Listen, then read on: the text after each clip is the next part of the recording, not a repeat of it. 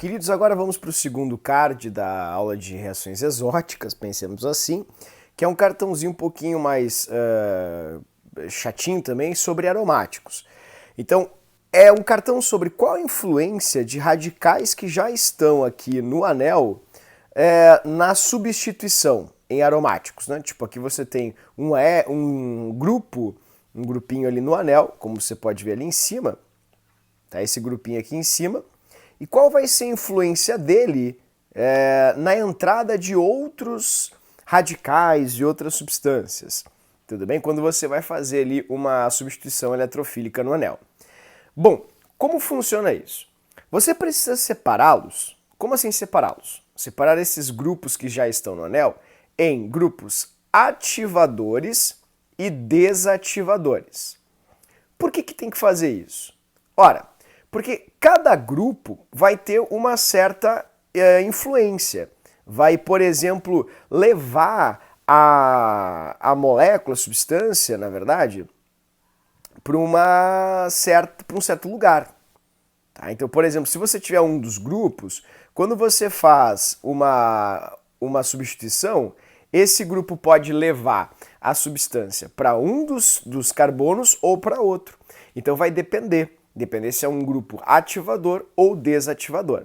Eu vou explicar isso de forma bem clara para você aqui. Agora a gente vai ver por que é assim, por que, por exemplo, um certo grupo indica, pensemos assim, ou orienta, que é uma palavra interessante para isso, em posições orto e para, e outro grupo em posições meta. Então sejamos bem objetivos. Se o grupo que estiver ali em cima no anel for chamado de grupo ativador, ele vai orientar sempre nas posições orto e para, como você pode ver ali, ó, orto e para. Essas serão as posições que ele vai orientar. Se ele for chamado de grupo desativador, ele vai orientar na posição meta. Por quê? Bom, para entender, vamos começar aqui olhando a ressonância e o efeito dos grupos ativadores. Grupos ativadores são assim chamados porque eles empurram o par eletrônico para o anel, ativando assim o anel. Quando eles empurram os elétrons para o anel, eles fazem com que esse parzinho eletrônico aqui, ó, saia de onde está e venha para esse carbono, gerando aqui a formação de um nucleófilo, né, de um radicalzinho negativo, e, consequentemente, aqui a formação de um carbocátion. Desse modo, os elétrons eles não vão ficar parados, eles vão gerar um processo de ressonância.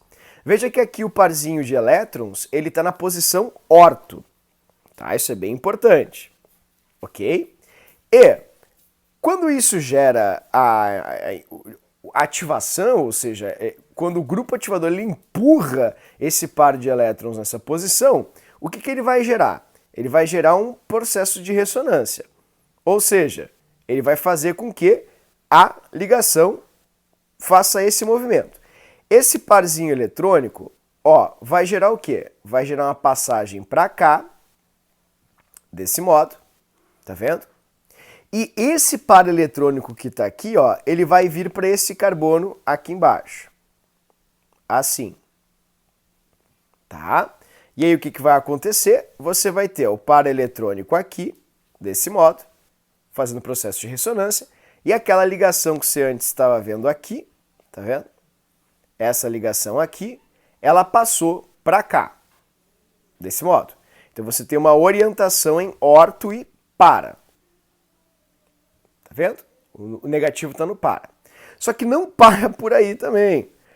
Esse parzinho eletrônico vai acabar atacando essa parte aqui do anel e empurrando esse par eletrônico para cá, fazendo com que você tenha depois o parzinho eletrônico justamente aqui nessa posição.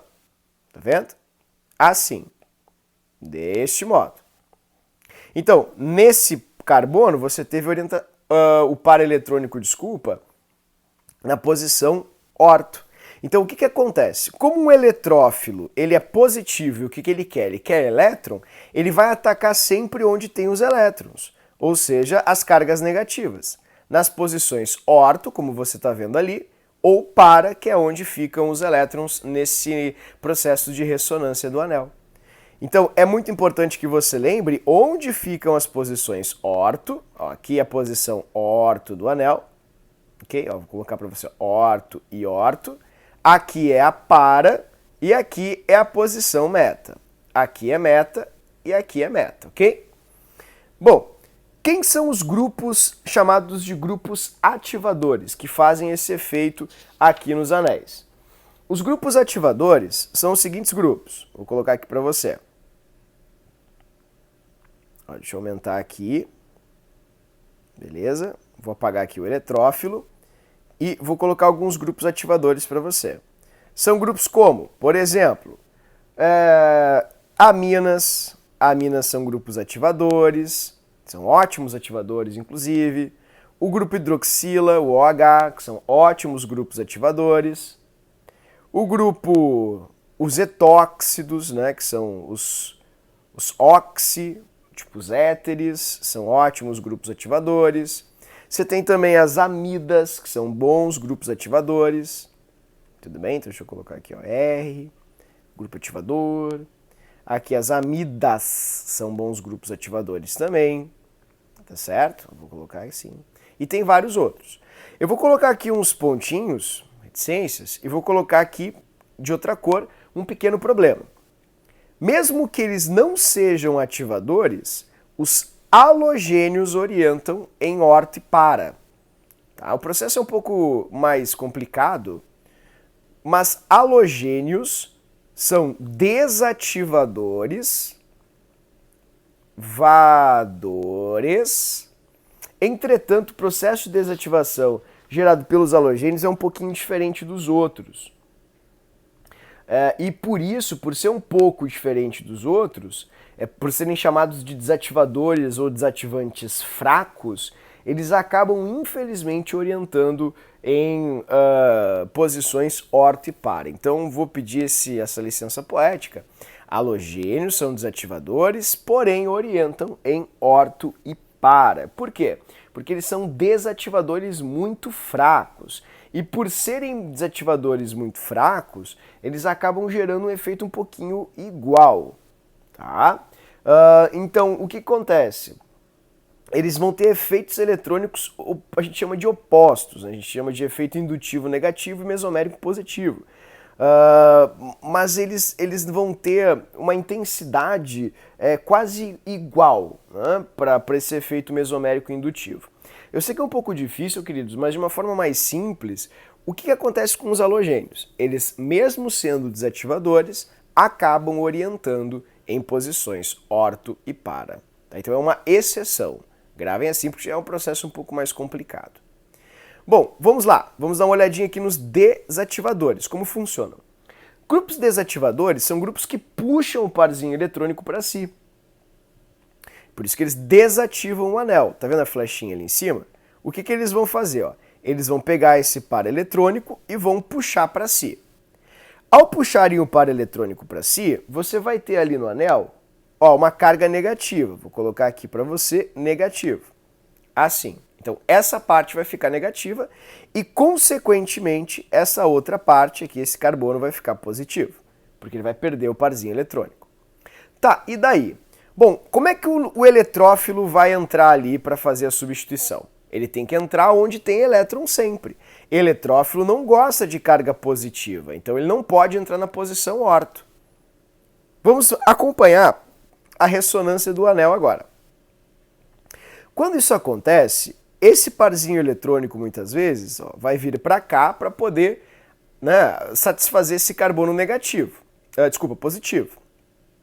Então, o carbono positivo vai puxar os elétrons π para cá, fazendo com que eles venham desse jeito para esse lado ou posição da reação. Do anel, desculpa. E aí você vai perceber que esse carbono aqui agora ficou positivo. Então significa que o eletrófilo ele não vai querer entrar nem aqui que é positivo e nem aqui que é positivo. Por enquanto ele só pode entrar na posição meta, que é onde sempre vai ter elétron π. Ó. Tem elétron π na posição meta aqui, tem elétron π na posição meta aqui, que ele pode pegar para fazer o processo de substituição eletrofílica. Mas na posição para, aqui ele não pode, nem na orto ele não vai poder. E para manter a ressonância do anel, olha o que vai acontecer. Esse par eletrônico vai vir para cá, você está vendo ali a ligação, desse modo, ok? E vai gerar aqui a formação de um carbocátion exatamente aqui. Então, corroborando a ideia do professor, de que o eletrófilo não vai poder entrar na posição orto também, nem na para e nem na orto. Sempre podendo entrar na meta, porque é a única que sempre vai ter o parzinho eletrônico. Ó. Vai ter elétron π aqui na meta, tá vendo? Posição meta, tá vendo? Ó, meta. E aqui na meta, ó, sempre tem elétron π na posição meta. Deste modo, a gente chama de desativadores os grupos que orientam em entradas em posições meta. Então, se você for fazer uma substituição eletrofílica no anel, o eletrófilo vai ter que entrar no hidrogênio ali do carbono meta, desses carbonos de posição meta. Quem são grupos desativadores famosos? Os desativadores famosos são grupos que possuem ligações duplas, triplas e assim por diante. Como, por exemplo, o grupo NO2, nitro, que é um baita desativador, o grupo nitrila, que é um baita desativador também, o grupo carboxila. Então, são sempre os grupinhos que possuem ligações duplas ou triplas. Vejam que é uma coincidência, são grupos que geram a desativação. O Cho também é um ótimo desativador, Chozinho. Tá? As cetonas são grupos desativadores, porque tem ligações duplas. Tá ali as cetonas, assim, certo? Então, estes são grupos desativadores. E como eu falei para você, o que acontece? Nesses grupos desativantes ou desativadores, você vai ter o que eles chamam de efeito mesomérico negativo. Né? Então, isso gera justamente uma atração. Por que negativo? Porque os elétrons vão ser atraídos para o grupo, deixando negativo ali o carbono. Tudo bem? Só que, infelizmente, no caso dos halogênios, isso vai ser um pouquinho diferente. Eu não vou entrar nessa parte, que ela é um pouco mais complicada, tá, pessoal? Então, eu só vou pedir essa licença poética de que você, se você quiser, depois a gente pode fazer um vídeo só sobre o efeito indutivo e mesomérico dos halogênios, mas, de fato, isso não é algo tão, assim, relevante para o nosso estudo. Portanto, eu vou chamar aqui os halogênios de exceções. Eles são desativadores, entretanto, orientam em posições orto e para. Portanto, em poucas palavras, quando você tem um grupinho no anel, ele pode orientar em posições orto, para ou em meta. Se eles forem ativadores, pelo caso das posições dos elétrons, orientarão em orto e para. Se forem desativadores, orientarão apenas em meta. Porque são substituições eletrofílicas e o eletrófilo é positivo. Tudo bem? Então ele vai sempre atrás de elétron. Continuando aqui para encerrar esse cartãozinho, algumas reações importantes fora do anel. Bom, vamos lá. Ali você tem um grupo metila, e o grupo metila é chamado de grupo ativador, porque ele não tem ligação dupla, e quando não tem ligação dupla, você tem grupos ativadores. Tudo bem? Com exceção ali das amidas. Então a metila aqui é um grupinho ativador, e o que ele vai fazer? Por ser ativador, ele vai orientar em orto ou para, como a gente acabou de ver. Então, o cloro vai pegar hidrogênio, ou esse hidrogênio, ou este hidrogênio para entrar no anel. Só que tem um pequeno problema. Como essa reação vai acontecer? Se essa reação for uma reação normal, uma reação chamada de substituição eletrofílica,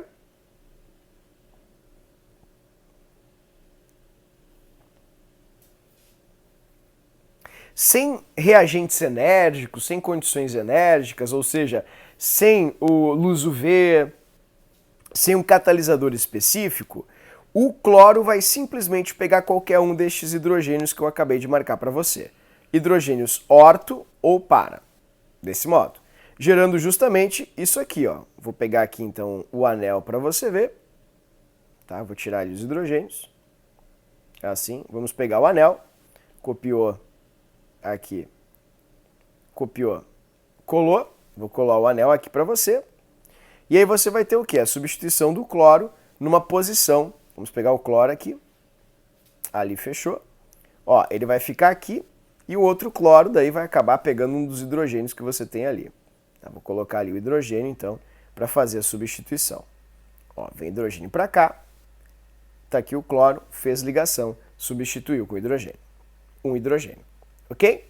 Bom, isso é normal, é simples. É o que a gente fez até então, se chama halogenação. O porém é, quando você tem condições enérgicas, como por exemplo, você tem luz UV, ultravioleta, altas temperaturas, calor, vamos colocar assim, ó, calor, altas temperaturas, um catalisador adequado, você tem condições enérgicas. E você acabou de ver que quando você tem condições enérgicas, o que acontece? Quem vai acabar reagindo não é o hidrogênio que está fora do anel, é esse hidrogênio, desculpa, o hidrogênio do anel. É o hidrogênio que está fora do anel.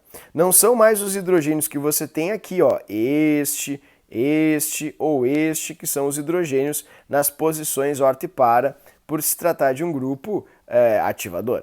Você vai pegar literalmente o hidrogênio que está lá no anel, como você pode ver aqui na representação do professor. Então o cloro vai substituir esse hidrogênio e não o outro, certo? Então, o que vai acontecer? Vamos pegar aqui a nossa tesourinha e vamos fazer a nossa brincadeira. Vou pegar aqui o anel, fechou? Ó, vou botar ali. O que vai acontecer? Sai o hidrogênio, vamos arrancar o hidrogênio. Tá aqui o hidrogênio. Entra no lugar do hidrogênio o cloro. Vamos pegar ali o cloro. Ó, ficou o cloro no lugar do hidrogênio. E o outro cloro, vamos pegar aqui o outro cloro que sobrou, são dois, né? Ficou junto com o hidrogênio. Assim, tá vendo? Então a substituição vai se dar fora do anel. Portanto, com poucas palavras, com condições enérgicas você acerta o radical alquila, porque os radicais de alcano eles reagem com a substituição por radicais livres, e com condições normais, sem calor, sem luz UV, você vai ter a substituição pelo hidrogênio do anel. E a última, queridos, é justamente a reação de oxidação com permanganato, que pode acontecer também fora do anel. Quando você tem condições muito drásticas, tipo em meio ácido sempre, com permanganato ou dicromato, isso vai gerar o quê? Vai gerar um processo de oxidação aqui do radical alquila que está fora do anel. Então esse radical alquila vai acabar se transformando justamente em um radical CO. Vou colocar aqui para você, ó. Tu vai oxidar esse carbono, então vamos colocar ali o carbono, que vai acabar se transformando num cozinho. Ele vai ficar totalmente oxidado, dessa maneira. Tá? E vai sair aqui uma água nesse processo. Se você tiver mais carbonos, todos os carbonos excedentes vão acabar virando gás carbônico. Por exemplo, vamos supor que ao invés de CH3, você tivesse CH2, CH3. Tá vendo esse CH3 aqui do ladinho? Esse aqui, ele vai se transformar em gás carbônico nesse processo. Então, tudo o que for de carbono que sobra do anel vai acabar virando gás carbônico. Então, essa é uma reação bem chatinha, a gente chama de oxidação do anel benzênico, tudo bem? Processo oxidativo do anel benzênico, que ocorre, obviamente, na parte de fora do anel, certo? Então, foi mais um card para conta, essa parte de reações exóticas.